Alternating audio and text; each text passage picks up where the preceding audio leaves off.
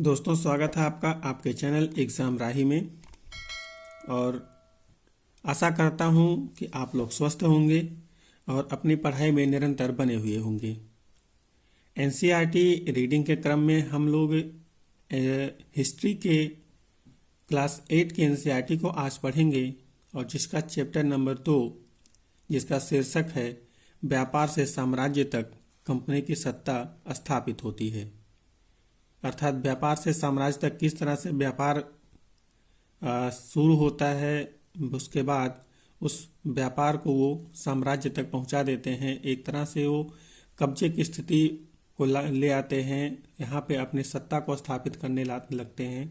इसको हम लोग इस चैप्टर में देखेंगे और अच्छे से समझेंगे कि किस तरह से चीज़ें भारत में घटित हो रही हैं, और यहाँ के जो स्थानीय लोग हैं वो उन्हें रोकने में अक्षम है।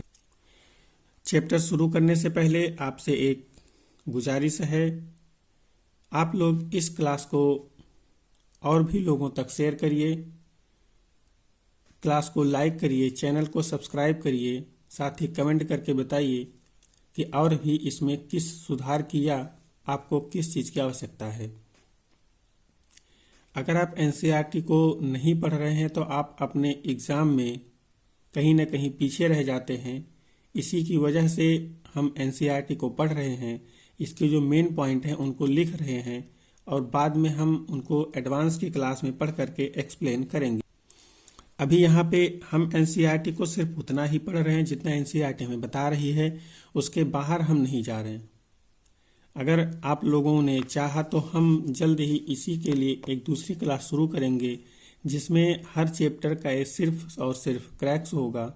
कुछ ही पॉइंट्स में चैप्टर को ख़त्म कर दिया जाएगा, अर्थात आपको ये बताया जाएगा कि इस चैप्टर में हमें सिर्फ क्या क्या मिला था, और हमारे जानकारी के लिए उसमें क्या क्या चीज़ें थीं वो मिलेगा। और बाद में हम उन्हें एडवांस के लेवल पे जब जाएंगे तो और अच्छे से एक्सप्लेन करेंगे। यहाँ पे हम सिर्फ और सिर्फ बेसिक को समझेंगे। तो चलिए हम लोग शुरुआत करते हैं।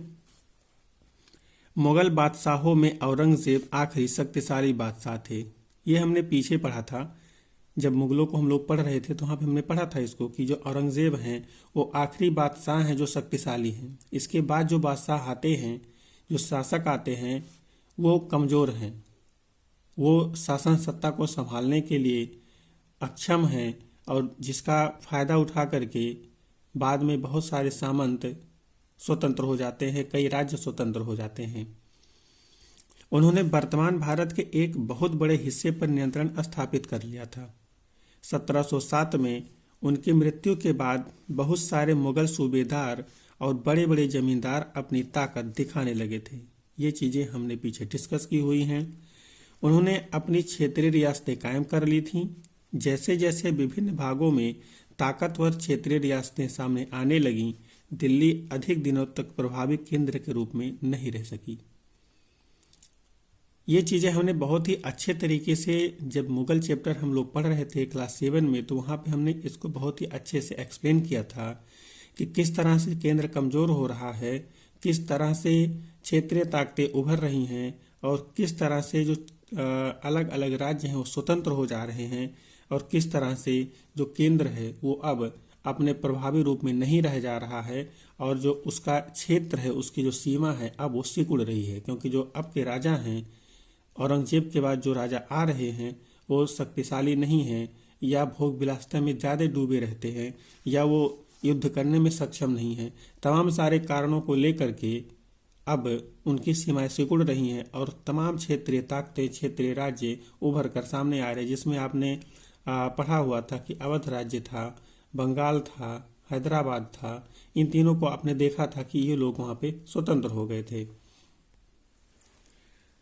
18वीं सदी के उत्तरार्ध तक राजनीतिक क्षितिज पर अंग्रेजों के रूप में एक नई ताकत उभरने लगी थी। अब यहाँ पे एक बार आपने पूर्वार्ध पढ़ा था, अब आप उत्तरार्ध पढ़ रहे हैं। उत्तरार्ध का मतलब है कि 1750-1760 के बाद की बात यहाँ पे हो रही है, 1800 के आसपास तक की बात हो रही है यहाँ पे। क्या आप जानते हैं कि अंग्रेज पहले एक छोटी सी व्यापारिक कंपनी के रूप में भारत आए थे, और यहाँ के इलाकों पर कब्जे में उनकी ज़्यादा दिलचस्पी नहीं थी। तो फिर ऐसा कैसे हुआ कि एक दिन वे इस विशाल साम्राज्य के स्वामी बन बैठे? इस अध्याय में आप देखेंगे कि यह कैसे हुआ। आपको कहीं ना कहीं से ये जानकारी जरूर होगी।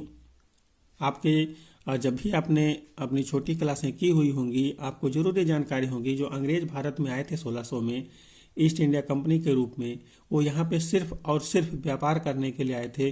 उनका यहाँ पे कोई इंटेंशन नहीं था कि वहाँ पे साम्राज्य स्थापित करें या भारत में अपनी सत्ता स्थापित करें या भारत को गुलाम बनाएं।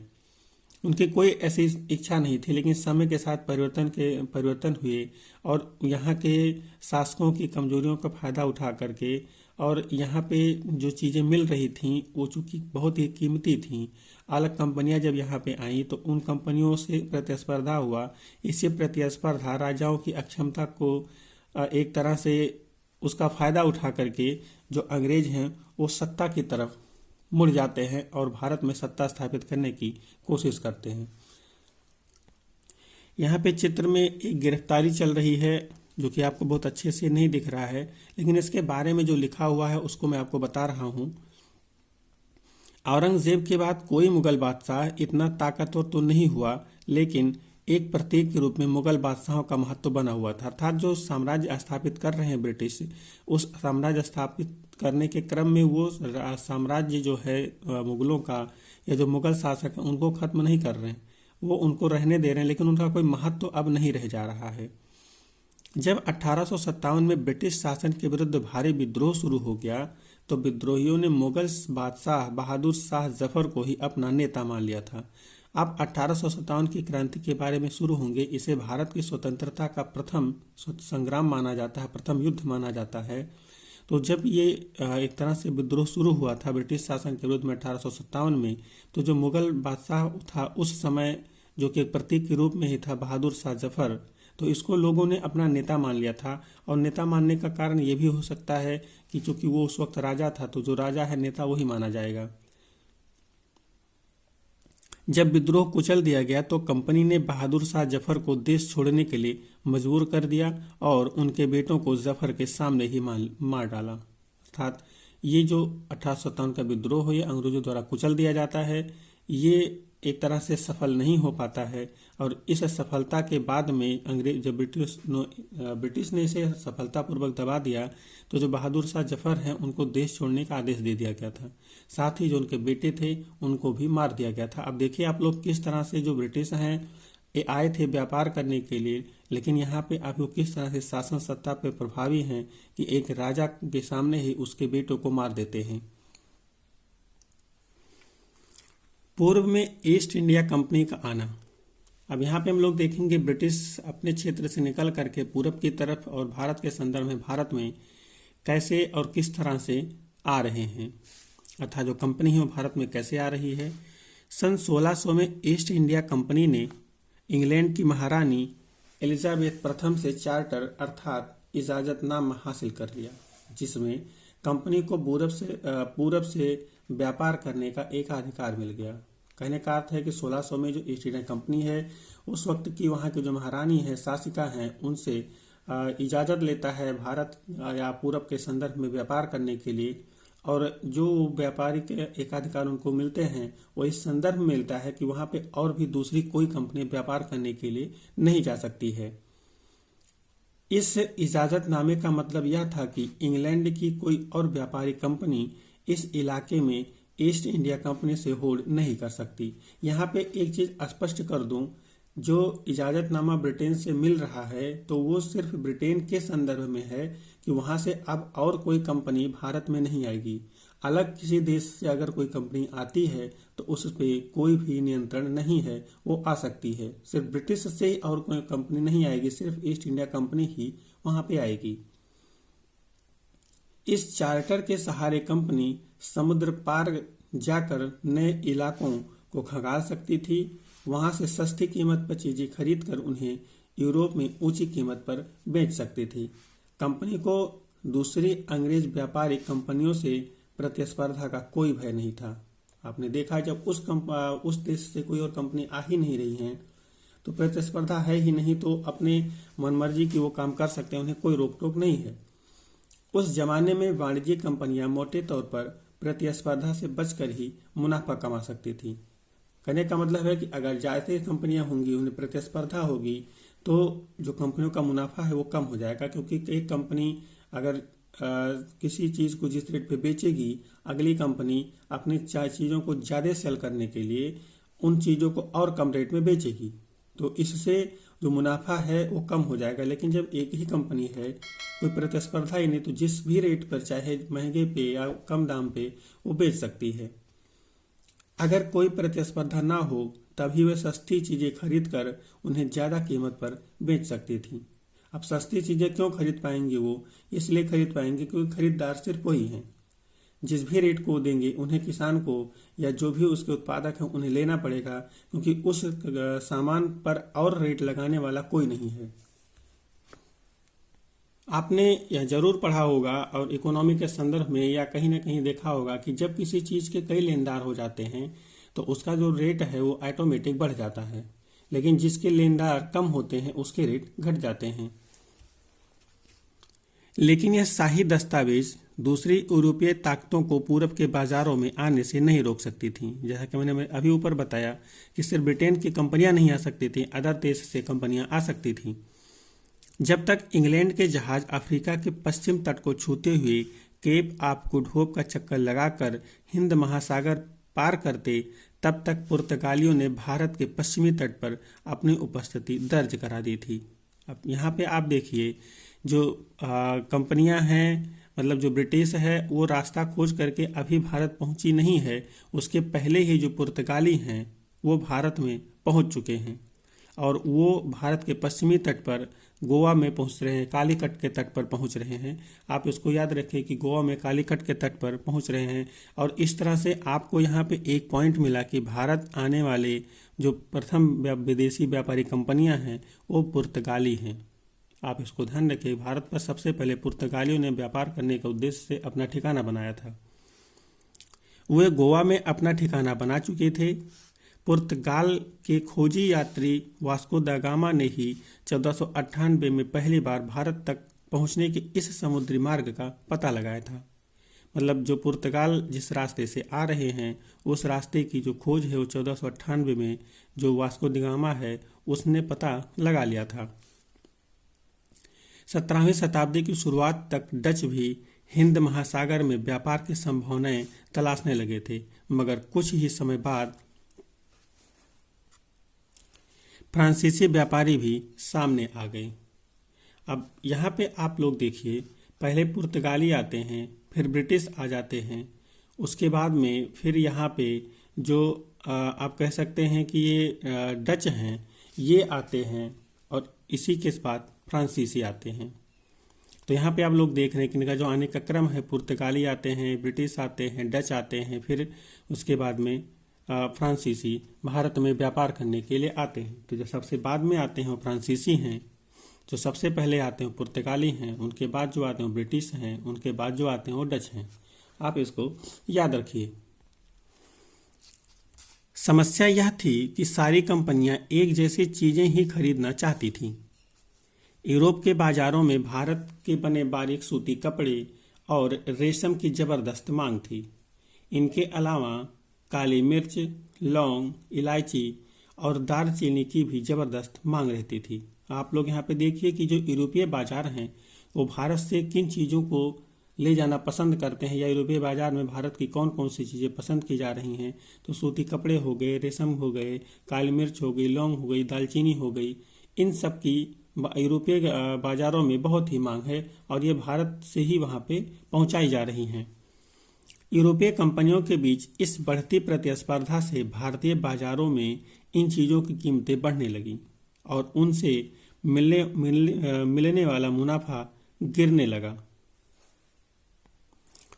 कहने का मतलब है, जब एक ही सामान को कई कई कंपनियां, कई कई लोग खरीद रहे हैं, तो जो अभी तक उनको एक तरह से मान लीजिए 10 रुपये में मिल रहा था, तो किसी ने उसका 12 रुपये दिया, किसी ने 14 रुपये दिया, किसी ने 15 रुपये दिया, लेकिन जो उसको बेचने का रेट था वो 20 रुपये था। जब यूरोपीय कंपनियां यूरोपीय बाजार में उसी सामान को ले जाती थी तो यहाँ पे 10 में खरीद के वहाँ पे 20 में बेचती थी तो मुनाफा कमाती थी।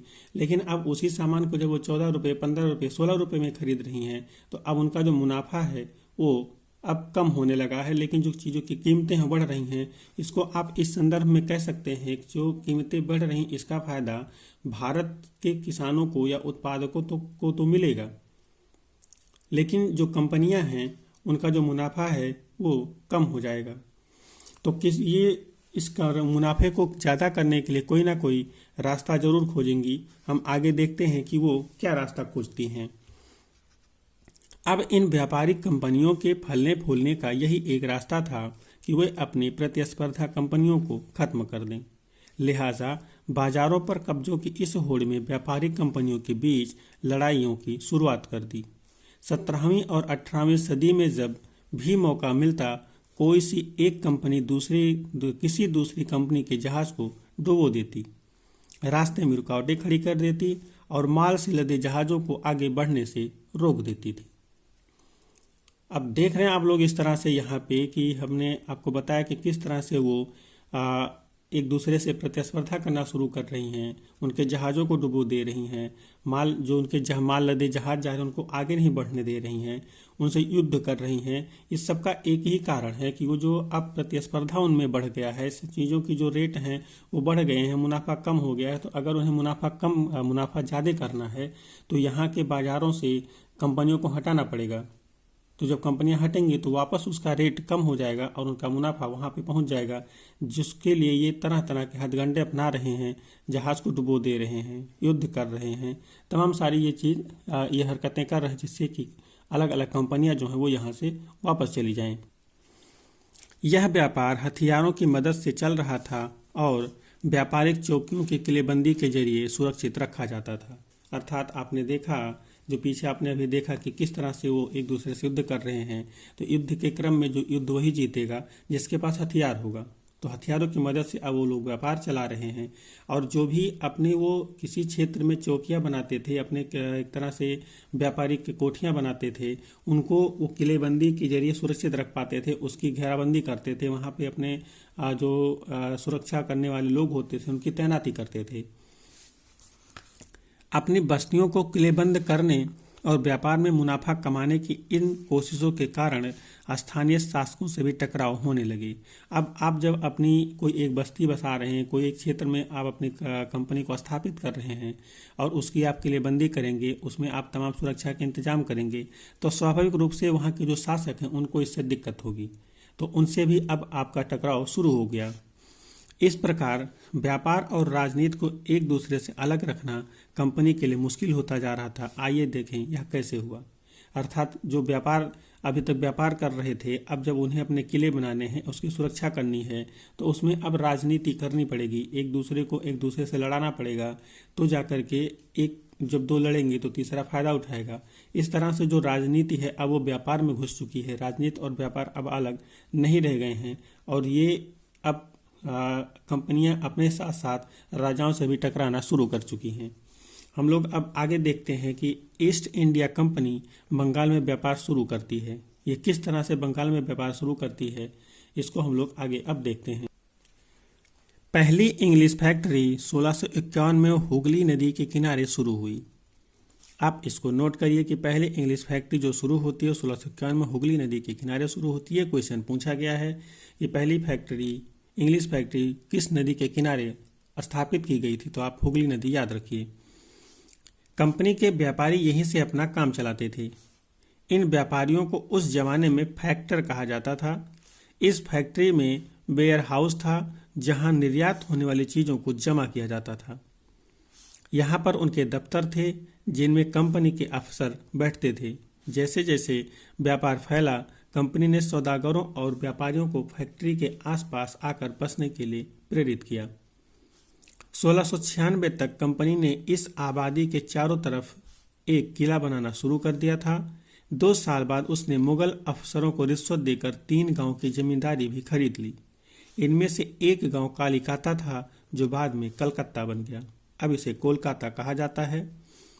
कंपनी ने मुगल सम्राट औरंगजेब को इस बात के लिए भी तैयार कर लिया कि वह कंपनी को बिना शुल्क चुकाए व्यापार करने का फरमान जारी कर दे। अब आप यहाँ पे देखिए किस तरह से जो ब्रिटिश कंपनी हो यहाँ पे चीज़ों को बदल रही है। पहले यहाँ पे कंपनी स्थापित करती हुगली नदी के किनारे 1651 में। उसके बाद जो व्यापारी करने वाले छोटे छोटे व्यापारी हैं या जो और कुछ ऐसे लोग हैं जो कि कंपनी को सहयोग कर रहे हैं, उनको उसी अपनी कंपनी के आसपास, फैक्ट्री के आसपास बसने के लिए प्रेरित कर रही है। जब वो लोग वहाँ पे बस जाते हैं तो चूंकि उन्हें उनकी सुरक्षा करनी है, अपने फैक्ट्री की सुरक्षा करनी है, तो उसके लिए वो उसी क्षेत्र को जिसमें उन्होंने लोगों को बसाया हुआ है अपने किले के आसपास में, उसकी घेराबंदी कर देते हैं। और घेराबंदी इसलिए भी करते हैं कि उनका वो जो एक इलाका है, जो क्षेत्र है, जो फैक्ट्री है, वो सुरक्षित हो जाए। उसके लिए वो जो मुगल उस समय के मुगल ऑफिसर हुआ करते थे, क्षेत्रीय ऑफिसर होते थे, उनको उन्होंने रिश्वत दिया, जमींदारी खरीदी। अब देखिए किस तरह से ये लोग व्यापार से अब एक तरह से सत्ता में घुस रहे हैं धीरे धीरे। किस तरह से एक छोटी सी शुरुआत उन्होंने की थी, आप इसको समझिएगा। एक छोटी सी शुरुआत 3 गांव से उन्होंने शुरू किया, 3 गांव की जागीरदारी खरीदी, वहां से शुरू किया, उसकी किलेबंदी की और धीरे धीरे उन्होंने भारत को किस तरह से अपने कब्जे में ले लिया था। एक वक्त आता है इन लोगों का औरंगजेब के ही ज़माने में, जबकि ये लोग अभी आप लोगों ने देखा था कि 1707 में औरंगजेब की मृत्यु हो जाती है।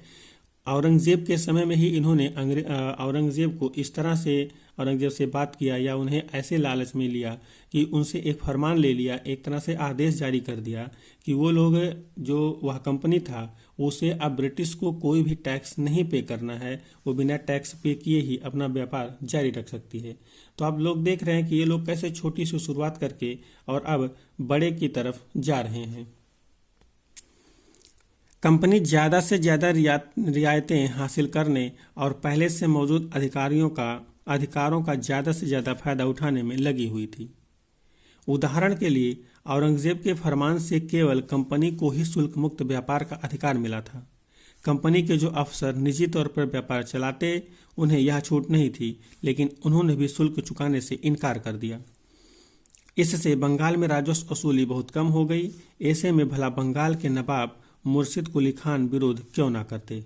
अब यहाँ पे आप लोग देखिए, जो फरमान उनको मिला था वो सिर्फ और सिर्फ कंपनी के संदर्भ मिला था कि इन्हें टैक्स नहीं देना है, लेकिन जो उसके अधिकारी थे, जो कंपनी से अलग व्यापार करते थे, अपना अलग मुनाफा कमाते थे, जैसा कि हर जगह होता है, अधिकारी अपना एक अलग ही साम्राज्य चलाते हैं, या कह सकते हैं कि समानांतर साम्राज्य चलाते हैं कि एक मतलब कंपनी के अधिकारी के रूप में तो व्यापारिक कार्य करते ही हैं, लेकिन साथ ही वो अलग से अपना भी एक व्यापार चलाते रहते, जिससे उसका जो आय होगा वो उनके अपनी जेब में जाएगा, उन्हें उसे सरकार को नहीं देना होगा।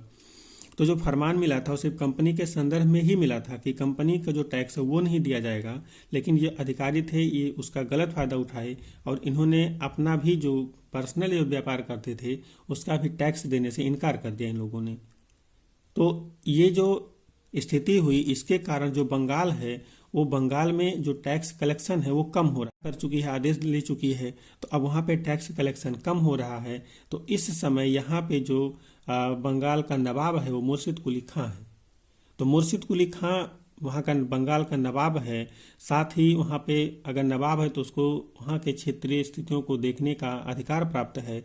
तो वो अब जब उसको राजस्व नहीं मिल रहा है तो उसको वो विरोध करेगा, और विरोध करेगा तो इससे ब्रिटिश के साथ उसके भी टकराव बढ़ जाएंगे। हम लोग आगे देखते हैं व्यापार से युद्ध तक। अर्थात जो कंपनी यहाँ पे व्यापार करने आई थी, अब वो किस तरह से युद्धों में भी शामिल होने सोच रही है, युद्धों में भी शामिल हो रही है, उसको हम लोग देखते हैं किस तरह की स्थितियां बन रही हैं। 18वीं सदी की शुरुआत में कंपनी और बंगाल के नवाबों का टकराव काफ़ी बढ़ गया था। औरंगजेब की मृत्यु के बाद बंगाल के नवाब अपनी ताकत दिखाने लगे थे। ये हमने पहले ही डिस्कस किया हुआ है। औरंगजेब के बाद जो अलग अलग नवाब हैं वो सिर उठा रहे हैं, अलग अलग क्षेत्रीय ताकतें हैं वो सिर उठा रही हैं। उस समय दूसरी क्षेत्रीय ताकतों की स्थिति भी ऐसी ही थी। मुर्शिद कुली खां के बाद अलीवर्दी खान और उसके बाद सिराजुद्दौला बंगाल के नवाब बने। ये सभी शक्तिशाली शासक थे। उन्होंने कंपनियों को रियायतें देने से मना कर दिया, अब आप देख रहे हैं कि जो बंगाल औरंगजेब के बाद स्वतंत्र हो रहा है, अपनी स्वतंत्र सत्ता स्थापित कर रहा है, उसमें मुर्शिद कुली खां के बाद अलीवर्दी खां, उनके बाद सिराजुद्दौला, जो वहाँ के नवाब बन रहे हैं, वो ताकतवर हैं। और वो इतने ताकतवर हैं कि उन्होंने जो अभी तक कंपनियों ने औरंगजेब से या अन्य किसी शासक से एक फरमान लिया था टैक्स ना देने का, उन्होंने उसको समाप्त कर दिया और अब उनसे टैक्स वसूली का कार्य शुरू कर दिया। व्यापार का अधिकार देने के बदले कंपनी से नजराने मांगे, उसे सिक्के ढालने का अधिकार नहीं दिया। अर्थात अब उनसे नजराने मांगे जा रहे हैं, मतलब एक तरह से टैक्स मांगा जा रहा है व्यापार के बदले। और अभी जो अंग्रेज हैं, ब्रिटिश हैं, वो सिक्के ढालने का आदेश लेने की कोशिश करें कि वो अपना सिक्का चला सकें, लेकिन इस बंगाल के इन शक्तिशाली शासकों ने उन्हें सिक्का ढालने का अधिकार नहीं दिया और उनकी किलेबंदी को बढ़ने से रोक दिया। जो किलेबंदी कर रहे थे, अलग अलग किला बना रहे थे अपने क्षेत्रों को सुरक्षित करने के लिए, उसको भी करने से रोक दिया। कंपनी पर धोखाधड़ी का आरोप लगाते हुए उन्होंने दलील दी कि उसकी वजह से बंगाल सरकार की राजस्व वसूली कम होती जा रही है और नवाबों की ताकत कमजोर पड़ रही है। कंपनी टैक्स चुकाने को तैयार नहीं थी। उसके अफसरों ने अपमानजनक चिट्ठियां लिखीं और नवाबों व उनके अधिकारियों को अपमानित करने का प्रयास किया। आप देख रहे हैं जब कंपनी को जो शाही फरमान मिला था टैक्स ना देने का, उसको खत्म किया जा रहा है, तो बंगाल में जो अभी ब्रिटिश कंपनियां स्थापित हैं, अब वो वहाँ पे अपनी ताकत को स्थापित करने की दोबारा कोशिश कर रही हैं। तो उस क्रम में वो अब वहाँ के शासकों से टकराव कर ले रही हैं और डायरेक्ट तो टकराव नहीं ले रही हैं, लेकिन वो वहाँ के अफसरों को, शासकों को जो चिट्ठियाँ लिख रहे हैं उसमें ऐसे शब्दों का इस्तेमाल कर रहे हैं जिससे लगता था कि ये लोग हमारा अपमान कर रहे हैं। तो इससे स्वाभाविक था कि एक समय बाद दोनों में एक तरह से टकराव की स्थिति बनना स्वाभाविक था।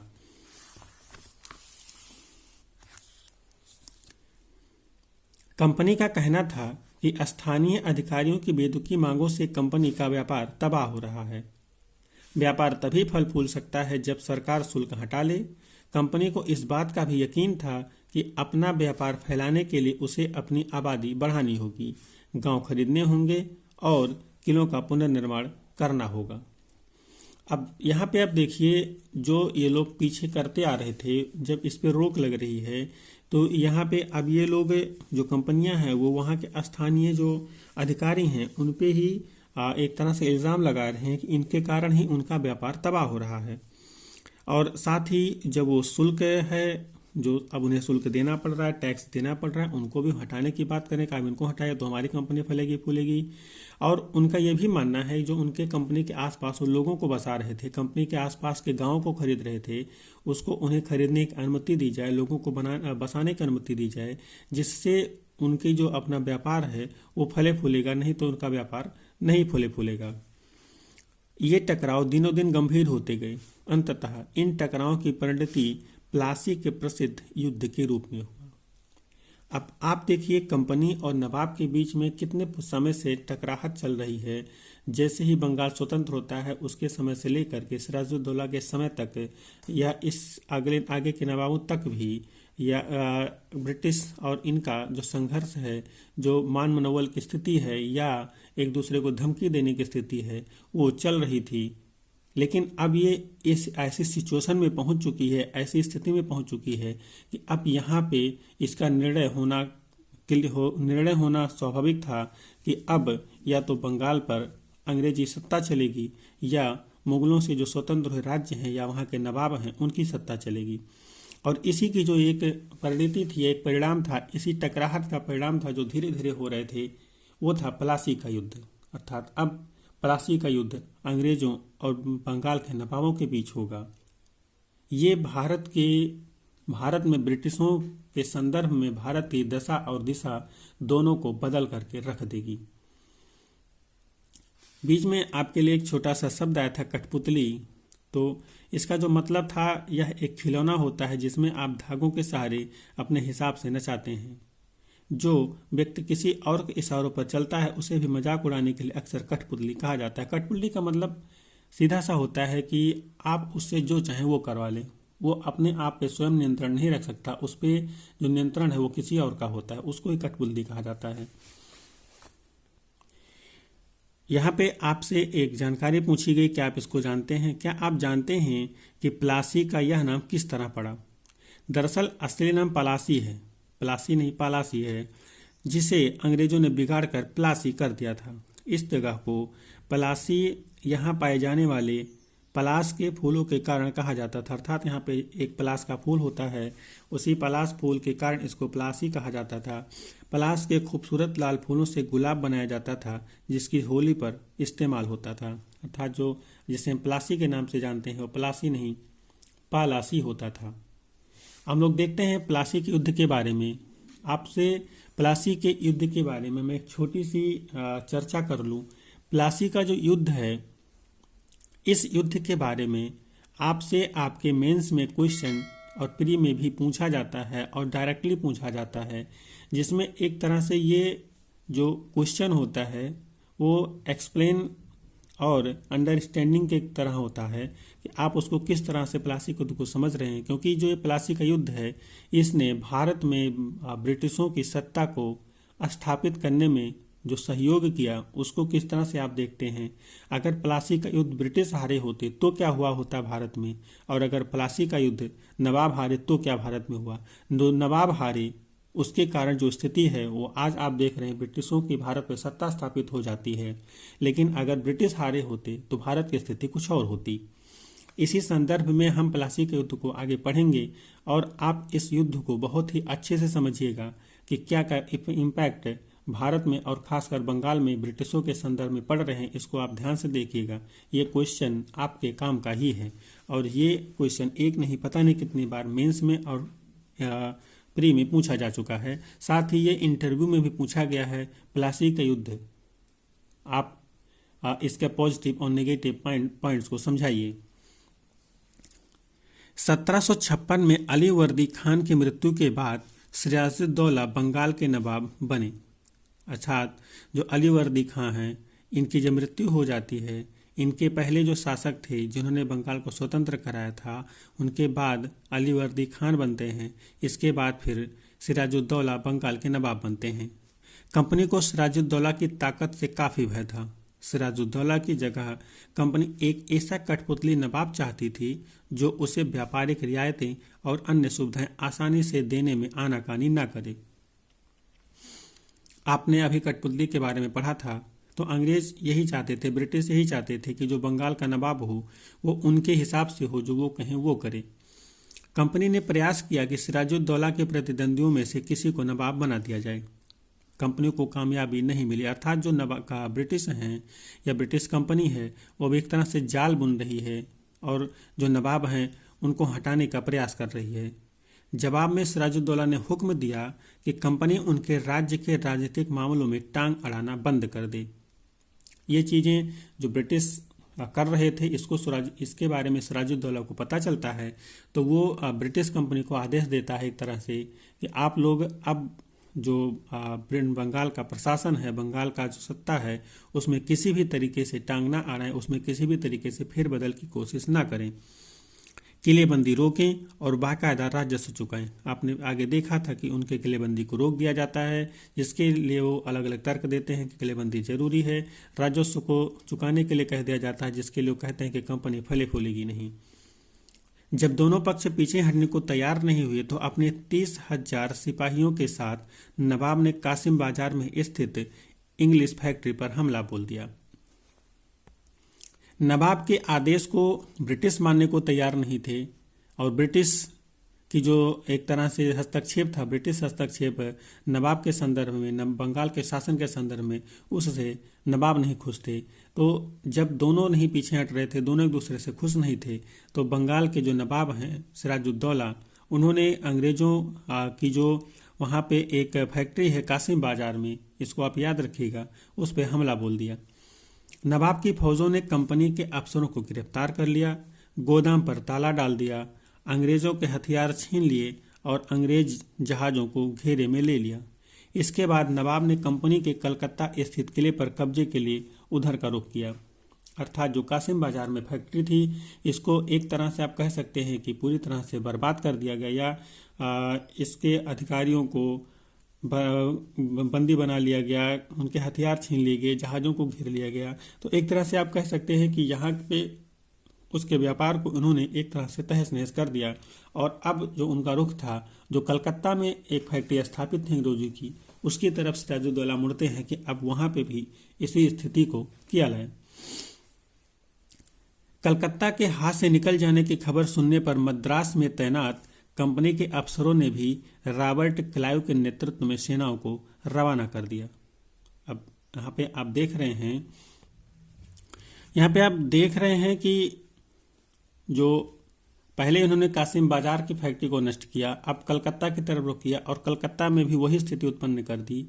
जब ये चीज़ें अंग्रेजों को पता चली तो जो उनके मद्रास में एक तरह से उनकी मद्रास में जो तैनाती थी, मद्रास में जो रह रहे थे उनके सैनिक, उस समय वहाँ का जो ब्रिटिशों का मुखिया था, ब्रिटिशों का सेना नायक था, या ब्रिटिशों का वायसराय था, या जो भी आप कह सकते हैं, वो रॉबर्ट क्लाइव था। तो वहाँ पे जब उसको पता चलता है कि कलकत्ता भी हाथ से निकल गया है, तो वो अपनी सेना ले करके इनकी मदद के लिए वो निकलता है और उसके बाद सिराजुद्दौला और इसके बीच में युद्ध होता है। जब दोनों की सेनाएं आमने सामने खड़ी हो जाती हैं, एक तरह से युद्ध की स्थिति उत्पन्न हो जाती है, तो उसके बाद क्या होता है हम लोग देखते हैं। इसके बाद नवाब के साथ लंबे समय तक सौदेबाजी चली। जो सिराजुद्दौला हैं उनके साथ रॉबर्ट क्लाइव सौदेबाजी कर रहा है। आखिरकार 1757 में रॉबर्ट क्लाइव ने प्लासी के मैदान में सिराजुद्दौला के खिलाफ कंपनी की सेना का नेतृत्व किया। अर्थात जो सौदेबाजी चल रही थी उसमें सफलता नहीं मिली और अब जो प्लासी का मैदान है, प्लासी जगह है, वहाँ पे सिराजुद्दौला और कंपनी की जो सेना है वो आमने सामने है और कंपनी के सेना का नेतृत्व जो है वो रॉबर्ट क्लाइव कर रहा है।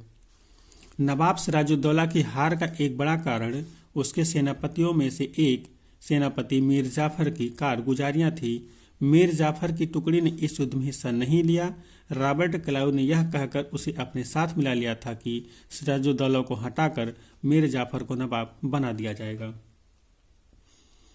अब यहाँ पे आप देखिए कि ब्रिटिश ने कितना शार्प तरीके से अपना काम किया कि उन्होंने सिराजुद्दौला के सामने अपनी सेना को खड़ा किया और पीछे से जो उस सिराजुद्दौला को विश्वास पात्र मीर जाफर था, जो कि एक सेनापति ही था, उसको भी उन्होंने अपने लालच दे करके अपने तरफ मिला लिया। और जब युद्ध में जिस समय पे सिराजुद्दौला को मीर जाफर का सहयोग चाहिए था, तो मीर जाफर ने सहयोग नहीं किया और सिराजुद्दौला जो है वो अपना युद्ध हार जाते हैं, ब्रिटिश युद्ध जीत जाते हैं। और जो सिराजुद्दौला है, इसका जो नवाब जो मातहत है मीर जाफर, इसको अंग्रेजों ने, ब्रिटिशों ने जो एक तरह से लालच दिया था, वो दिया था कि हम आपको सिराजुद्दौला के बाद यहाँ का नवाब बना देंगे। उसको भी नवाब बनने का शौक था, उसने भी अंग्रेजों का साथ दिया और सिराजुद्दौला हार जाते हैं। अर्थात जो नवाब हैं, बंगाल के नवाब हैं, वो प्लासी के युद्ध हार जाते हैं। और इस तरह से आप देखेंगे कि जो ब्रिटिश हैं वो अब किस तरह से युद्ध में अपने आप को घसीट लिए हैं और शासन सत्ता की स्थापना की तरफ बढ़ चुके हैं और अब एक तरह से कठपुतली शासन स्थापित करने के क्रम में उनको सफलता मिल चुकी है। और आपके लिए जो यहाँ पे काम की चीज़ थी, जो प्लासी का युद्ध हो रहा है, उसका डेट जो 1757 है, आप लोग उसको याद रखिएगा। साथ ही आप दूसरी चीज़ याद रखिएगा, इस समय जो भारत में गवर्नर जनरल है ब्रिटिश के तरफ से जो अधिकारी है वो रॉबर्ट क्लाइव है। अर्थात रॉबर्ट क्लाइव के समय में ही जो प्लासी का युद्ध हो रहा है, उस समय ब्रिटिश की तरफ से रॉबर्ट क्लाइव यहाँ पे वायसराय है। प्लासी की जंग इसलिए महत्वपूर्ण मानी जाती है क्योंकि भारत में यह कंपनी की पहली बड़ी जीत है। इसके पहले कंपनी ने युद्ध नहीं किया था और युद्ध किया भी था तो छोटे छोटे युद्ध थे। अभी इन्होंने एक बड़ा युद्ध भारत में जीता हुआ, इसलिए ये युद्ध बहुत ही महत्वपूर्ण है और ये भारत की दिशा को बदल के रख देता है। प्लासी की जंग के बाद सिराजुद्दौला को मार दिया गया। आपने देखा कि सिराजुद्दौला मार दिया जाता है और मीर जाफर नवाब बना था। सिराजुद्दौला के बाद मीर जाफर, जिसने कि अपने राजा से, अपने नवाब से धोखा किया था शासक बनने के आश्वासन से, वो अब वहाँ पे नवाब बन जाता है। कंपनी अभी भी शासन की जिम्मेदारी संभालने को तैयार नहीं थी। उसका मूल उद्देश्य तो व्यापार को फैलाना था अगर यह काम स्थानीय शासकों की मदद से बिना लड़ाई लड़े ही किया जा सकता था तो किसी राज्य को सीधे अपने कब्जे में लेने की क्या जरूरत थी। अब आप लोग यहाँ पर देख रहे हैं कि जब ब्रिटिश युद्ध में तो जीत हासिल कर ले रहे हैं, मीर जाफर को शासक बना दे रहे हैं, लेकिन वो नहीं चाहते हैं कि शासन संभालने की जिम्मेदारी उनकी हो। वो वहाँ के जो वो स्थानीय शासक जो मीर जाफर है उसके अंतर्गत ही रखना चाहते हैं। वो सिर्फ और सिर्फ अभी अपने व्यापार पे ही ध्यान केंद्रित किए हुए हैं, ध्यान केंद्रित करना चाहते हैं। उनको अभी शासन सत्ता से कोई मतलब नहीं है। जल्द ही कंपनी को एहसास होने लगा कि यह रास्ता भी आसान नहीं था। कठपुतली नवाब भी हमेशा कंपनी के इशारों पर नहीं चलते थे। आखिरकार उन्हें भी तो अपनी प्रजा की नज़र में सम्मान और संप्रभुता का दिखावा करना पड़ता था। अब जो शासक बन रहा है, ऐसा तो नहीं है कि जो ब्रिटिश है सिर्फ उसी के हिसाब से चलेगा। उसको भी अपने शासन में अपने प्रजा को जो उसको टैक्स दे रहे उनको जवाब देना होता है। तो इसके वजह से कहीं ना कहीं जो ब्रिटिश हैं और जो नवाब हैं उनके बीच चुटपुट खटास चलती रहती है। तो फिर कंपनी क्या करती? मीर जाफर ने कंपनी का विरोध किया तो कंपनी ने उसे हटाकर मीर कासिम को नवाब बना दिया। आप देख रहे हैं जो कंपनी के कारगुजारियां हैं, कंपनी के जो कार्य हैं, उनको देखते हुए जो मीर जाफर था उसने कंपनी का विरोध किया तो कंपनी ने उसे ही नवाब पद से हटा दिया और उसी के दरबार से एक दूसरे व्यक्ति मीर कासिम को नवाब बना दिया। जब मीर कासिम परेशान करने लगा तो बक्सर की लड़ाई 1764 में उसको भी हारना पड़ा। अब जो मीर कासिम था, मीर जाफर तो अंग्रेज़ों का डायरेक्ट विरोध नहीं कर रहा था, लेकिन जो मीर कासिम है वो अंग्रेज़ों का डायरेक्ट विरोध कर रहा है। क्योंकि जब वो नवाब नहीं है तो वो कुछ भी उससे आप करवा रहे थे, लेकिन जब वो नवाब बना तो उसको भी अपनी जिम्मेदारियां समझ में आई तो वो भी अब अंग्रेज़ों का विरोध करने लगा। जिस विरोध के कारण 1764 में बक्सर की लड़ाई होती है, आप लोग उसको याद रखिएगा। और इस युद्ध में मीर कासिम हार जाता है। उसे बंगाल से बाहर कर दिया गया और मीर जाफर को दोबारा नवाब बनाया गया। आप देखिए, जिस मीर जाफर को हटा दिया गया था उसे दोबारा बना दिया गया, क्योंकि ब्रिटिशों को लगा कि जो मीर कासिम था उससे अच्छा तो मीर जाफर ही था, क्योंकि वो विरोध तो कर रहा था लेकिन किसी युद्ध की स्थिति नहीं उत्पन्न कर रहा था। अब नवाब को हर महीने 5 लाख रुपए कंपनी को चुकाने थे। अब देखिए चीज़ें कैसे उल्टी हो रही हैं। जो राजस्व अभी वसूल करके राजस्व कंपनी जो शासक को देती थी, अब इस युद्ध में हारने के बाद और मीर जाफर को राजा बनाने के बाद में, नवाब बनाने के बाद में कंपनी ने उनसे एक तरह से समझौता किया कि अब वो राजा तो बने रहेंगे लेकिन अब उन्हें कंपनी को वापस टैक्स देना पड़ेगा। 5 लाख रुपए हर महीने कंपनी को अब उन्हें देना पड़ेगा। अब देखिए ये किस तरह से बंगाल की शासन सत्ता को छिन्न भिन्न कर देंगे, किस तरह से वहाँ से अब ये लोग धन को वसूलेंगे और बंगाल को कमज़ोर करने का कार्य करेंगे। कंपनी अपने सैनिक खर्चों से निपटने, व्यापारिक ज़रूरतों तथा अन्य खर्चों को पूरा करने के लिए और पैसा चाहती थी। कंपनी और ज़्यादा इलाके तथा और ज़्यादा कमाई चाहती थी। जो कंपनी है इसकी महत्वाकांक्षा बढ़ रही है। अब वो अलग अलग इलाकों पे कब्जा चाहती है, उनका जो खर्चा है उसका पूरा करने के लिए अब और पैसा चाहती है और वो पैसा अब वो यहाँ से ही लेना चाहती है और कहीं से नहीं लेना चाहती। और यहाँ तक कि वो अब कंपनी के अपने मुनाफे से भी इस खर्चे को नहीं करना चाहती। 1765 में जब मीर जाफर की मृत्यु हुई तब तक कंपनी के इरादे बदल चुके थे। 1765 में बंगाल का जो नवाब है मीर जाफर, जिसको कि दोबारा शासक बनाया था, वो उसकी मृत्यु हो जाती है। और जो कंपनी है अब वो अपनी जो इस दौरान स्थिति देखती है, उसको देखते हुए उसे एहसास होता है कि कठपुतली शासक के साथ भी शासन करना अब संभव नहीं है। अब हम खुद ही शासक बन जाए तो ज़्यादा ठीक बेटर है। कठपुतली नवाबों के साथ अपने खराब अनुभवों को देखते हुए क्लाइव ने ऐलान किया कि अब हमें खुद ही नवाब बनना पड़ेगा। अब देखिए कि अब यहाँ पे कंपनी खुद नवाब बनना चाहती है मीर जाफर की मृत्यु के बाद। आखिरकार 1765 में मुगल सम्राट ने कंपनी को ही बंगाल प्रांत का दीवान नियुक्त कर दिया। अब देखिए कि किस तरह से व्यापारिक रास्ते से होते हुए, छोटे मोटे युद्ध से होते हुए कंपनी ने बंगाल की जो है वो दीवानी हासिल कर ली। जो मुगल सम्राट, चूँकि मुगल सम्राट वहाँ पे अभी ऐसा नहीं था कि इस वक्त तक मुगल सत्ता खत्म हो चुकी थी। केंद्र जो था वो दिल्ली में अभी भी मुगल थे, लेकिन वो शक्तिशाली नहीं थे। अब इस बंगाल प्रांत में 1765 में मुगल सम्राट जो है वो इन्हीं ब्रिटिशों को ही, क्योंकि अब यहाँ पे जो वहाँ के नवाब थे वो खत्म हो चुके हैं और कंपनी के जो अपनी महत्वाकांक्षाएं हैं वो बढ़ चुकी हैं, तो कंपनी षड्यंत्र रचती है और इस षड्यंत्र के तहत मुगल जो बादशाह है, मुगल सम्राट है, उसने कंपनी को बंगाल का ही दीवान बना दिया कि यहाँ के जो देख रेख है वो कंपनी अब करेगी। दीवानी मिलने के कारण कंपनी को बंगाल के विशाल राजस्व संसाधनों पर नियंत्रण मिल गया था, यही तो चाहते थे। इस तरह कंपनी की एक पुरानी समस्या हल हो गई। 18वीं सदी की शुरुआत से ही भारत के साथ उसका व्यापार बढ़ता जा रहा था, लेकिन उसे भारत में ज़्यादातर चीज़ें ब्रिटेन से लाए गए सोने और चांदी के बदले में खरीदनी पड़ती थी। आप लोग देख रहे हैं कि जो मतलब यहाँ पे जो नवाब, इनको जो नवाब बना दिया जाता है, नवाब नहीं एक तरह से दीवान बना दिया जाता है। इसके पहले कंपनी को जो अपने खर्चे होते थे उसको चलाने के लिए अपने देश ब्रिटेन से ही अपने खर्चे लाने होते थे या वहाँ से सोना चांदी लाना पड़ता था, उसके बदले यहाँ से सामान खरीदना पड़ता था। लेकिन अब स्थितियाँ बदलेंगी। इसकी वजह ये थी कि उस समय ब्रिटेन के पास भारत में बेचने के लिए कोई चीज़ नहीं थी। प्लासी की जंग के बाद ब्रिटेन से सोने की निकासी कम होने लगी और बंगाल की दीवानी मिलने के बाद तो ब्रिटेन से सोना लाने की ज़रूरत ही नहीं रही, क्योंकि अब यहाँ पे बंगाल की दीवानी उनको मिल चुकी है। उसके पहले जो मीर जाफ़र जो यहाँ का नवाब था, उसे 5 लाख रुपए हर महीने ले रहे थे टैक्स के रूप में, तो अब पैसा था, अब उनको यहीं पे मिल जा रहा था, तो उन्हें अब अपने देश से सोना चांदी लाने की कोई ज़रूरत नहीं रह गई। तो इससे ब्रिटेन की जो सोना चांदी की निकासी थी तो कम हो गई, लेकिन भारत के संदर्भ में भारत अब गरीब होना शुरू हो चुका था। अब भारत में होने वाली आमदनी के सहारे ही कंपनी अपने खर्चे चला सकती थी। इस कमाई से कंपनी भारत में सूती और रेशमी कपड़ा खरीद सकती थी, अपनी फौजों को संभाल सकती थी और कलकत्ते में किलों और दफ्तरों के निर्माण की लागत उठा सकती थी।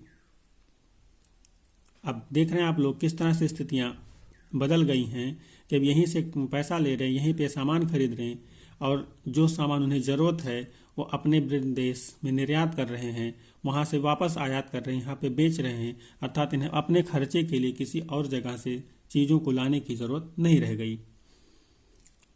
कंपनी के अफसर नवाब बन बैठे। अब यहाँ पे देखिए जो कंपनी के ऑफिसर हैं किस तरह से नवाबी कर रहे हैं, नवाब बन जा रहे हैं। नवाब बनने का क्या मतलब था?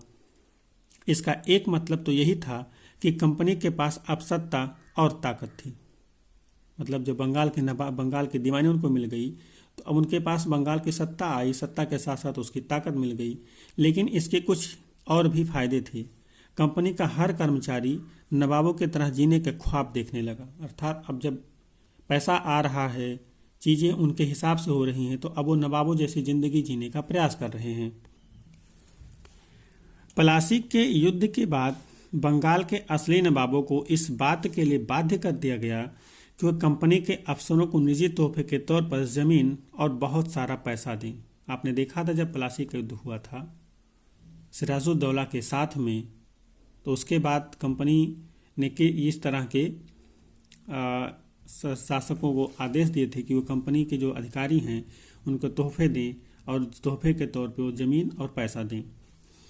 खुद रॉबर्ट क्लाइव ने ही भारत में बेहिसाब दौलत जमा कर ली थी। 1743 में जब वह इंग्लैंड से मद्रास आया तो उसकी उम्र 18 साल थी। 1767 में जब वह 2 बार गवर्नर बनने के बाद हमेशा के लिए भारत से रवाना हुआ तो यहाँ उसकी दौलत 4,01,102 पाउंड के बराबर थी। दिलचस्प बात यह है कि गवर्नर के अपने दूसरे कार्यकाल में उसे कंपनी के भीतर फैले भ्रष्टाचार को खत्म करने का काम सौंपा गया था, लेकिन 1772 में ब्रिटिश कंपनी ने उसे खुद भ्रष्टाचार के आरोपों पर अपनी सफाई देनी पड़ी। सरकार को उसकी अकुत संपत्ति के स्रोत संदेहास्पद लग रहे थे। उसे भ्रष्टाचार आरोपों से तो बरी कर दिया गया, लेकिन 1774 में उसने आत्महत्या कर ली। अब आप यहाँ पे देख रहे हैं कि किस तरह से कंपनी जो है वो अपने अफसरों को जो तोहफे मांग रही है, देने के लिए बोल रही है। जब प्लासी का युद्ध हुआ था उसके बाद से तो ज़मीन और पैसा देने को बोल रही है। रॉबर्ट क्लाउ जब भारत में आता है तो उसके पास कुछ नहीं होता है, लेकिन और उसकी उम्र भी सिर्फ 18 साल होती है। रॉबर्ट क्लाउ भारत में 2 बार गवर्नर बन करके आता है, लेकिन जब वो यहाँ से रवाना होता है, जब उसकी सर्विस को समाप्त किया जाता है दूसरी बार में, तो जब यहाँ से वो जाता है तो उसके पास 4,01,102 पाउंड की के बराबर की संपत्ति थी। मतलब इतनी ज़्यादा संपत्ति उसने यहाँ पे जमा कर ली थी। जबकि सबसे दिलचस्प बात यह थी कि जो रॉबर्ट क्लाउ था उसको जो भारत में भेजा गया था, वो भेजा ही इसीलिए गया था कि जो शासन में, ब्रिटिश शासन में, ब्रिटिश कंपनी में जो एक तरह से भ्रष्टाचार पनप गया था, उस भ्रष्टाचार को खत्म करेगा। लेकिन उसने भ्रष्टाचार खत्म करने के बजाय खुद को ही भ्रष्टाचार में लिप्त कर लिया। और जब वो वापस ब्रिटेन जाता है अपनी सर्विस को समाप्त करने के बाद में, तो वहाँ की संसद में उसे अपने इन संपत्तियों के बारे में ब्यौरा देना पड़ता है, सफाई देनी पड़ती है। उसकी सफाई से संसद संतुष्ट रहती है। हालांकि बाद में कुछ और चीज़ें घटित होती हैं। संसद संतुष्ट होती है, उसे उस आरोपों से बरी कर दिया जाता है कि इसने भारत में जाकर के भ्रष्टाचार किया हुआ था। लेकिन वो चूँकि उसको अपने आप में पता था और इन आरोपों से उसकी जो एक सामाजिक बदनामी हुई होगी, या जो समाज में उसे एक तरह से झेलना पड़ा होगा, शायद उसी के कारण उसने 1774 में आत्महत्या कर ली थी। आप लोग देख रहे हैं कि यहाँ पे किस तरह से चीज़ें बदल रही हैं। जो ऐसा नहीं था कि यहाँ पे जो शासन सत्ता ब्रिटेन के लोग, ब्रिटिश कंपनियाँ स्थापित कर रही थी, उनमें उनको सारी चीज़ों की छूट ही थी, तमाम सारे बंदिशें उनके ऊपर थीं, लेकिन उसके बावजूद वो लोग इन सारी चीज़ों को कर लेते थे। और बाद में उन्हें भी जा कर के वहाँ पे अपने संसद में उसका जवाब तो देना पड़ता था, लेकिन तब तक चीज़ें काफ़ी आगे निकल चुकी होती थीं। कंपनी के सभी अफसर क्लाइव की तरह दौलत इकट्ठा नहीं कर पाए। बहुत सारी बीमारियों और लड़ाइयों के कारण कम उम्र में ही मौत का निवाला बन गए। इसके अलावा उन सभी को भ्रष्ट और बेईमान मानना भी सही नहीं होगा। उनमें से बहुत सारे अफसर साधारण परिवारों से आए थे। उनकी सबसे बड़ी इच्छा बस यही थी कोई भारत में ठीक ठाक पैसा कमाएं और ब्रिटेन लौटकर आराम की जिंदगी बसर करें। जो जीते जी धन दौलत वापस लेकर गए, उन्होंने वहाँ आलीशान जीवन जिया। उन्हें वहाँ के लोग नवाब कहते थे। यह भारतीय शब्द नवाब का ही अंग्रेजी संस्करण बन गया था। उन्हें लोग अक्सर नए अमीरों और सामाजिक हैसियतों में रातों रात ऊपर आने वाले लोगों के रूप में देखते थे। नाटकों और कार्टूनों में उनका मजाक उड़ाया जाता था। अर्थात यहाँ पे जो ब्रिटिश गवर्नर आ रहे हैं, ब्रिटिश वायसराय आ रहे हैं, वो सारे के सारे सिर्फ पैसा कमाने के मकसद से नहीं आ रहे हैं, और सारे के सारे भ्रष्ट भी नहीं थे। बहुत सारे जो व्यक्ति हैं वो साधारण बिल्कुल गरीब परिवार से अधिकारी बन करके यहाँ पे आ रहे हैं। लेकिन फिर भी यहाँ पे पहुँचने के बाद में उनकी एक महत्वाकांक्षा हो जाती थी कि यहाँ से जब लोग वापस जाएं तो एक अच्छा जीवन व्यतीत करें, जिसकी वजह से वो कुछ न कुछ धन इकट्ठा करते थे। और जब वहाँ पे जाते थे तो यहाँ से जो धन वहाँ पे ले जाते थे, उसके वजह से वो वहाँ पे एक आलीशान और नवाबों वाली ज़िंदगी जीते थे, जिसका कि वहाँ के स्थानीय जो लोग थे वो मजाक भी उड़ाते थे, क्योंकि वो एक तरह से रातों रात अपने 5 साल 10 साल की सर्विस में इतने अमीर बन जाते थे। उसको वहाँ के जो लोग थे वो उसका मजाक भी उड़ाते थे। लेकिन इसका भारत में क्या फ़र्क पड़ेगा? भारत को उससे क्या मतलब है? आपका वहाँ पे मजाक उड़ रहा है कि नहीं उड़ रहा है, उससे क्या फ़र्क पड़ता है? आप भारत में जो कर रहे हैं उससे भारतीय अर्थव्यवस्था, भारत की सामाजिक व्यवस्था जो छिन्न भिन्न हो रही है, उसका जवाब कौन देगा? अब आगे हमें जो पढ़ना है वो पढ़ना है कंपनी का फैलता शासन, अर्थात कंपनी का शासन किस तरह से फैल रहा है।